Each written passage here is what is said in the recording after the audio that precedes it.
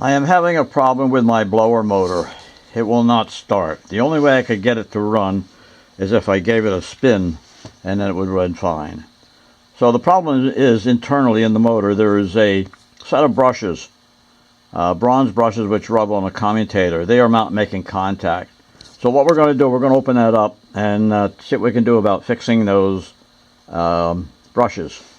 And before I go do that, let me show you this.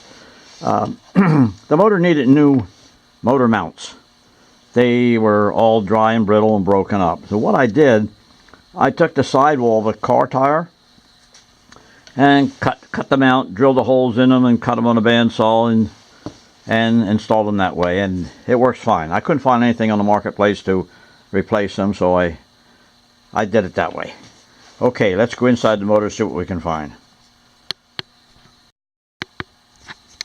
Alright, we have the motor open. We had to take the 4 bolts out of the side through the motor to get it open. Then we use a rubber mallet. By tapping on the bottom support, we're able to get the end loose and pull it off.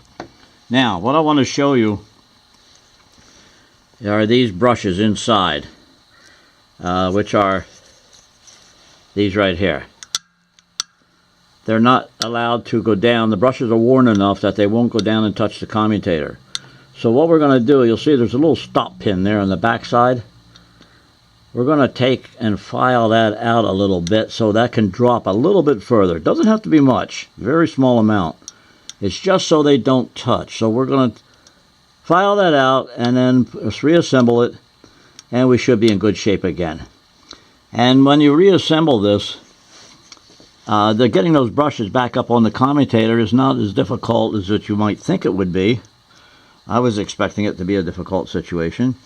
But if you notice on the end of that brush there, it's tapered. So when it comes up to the commutator, when you're closing it, and also the commutator it's tapered, they slide right up on there.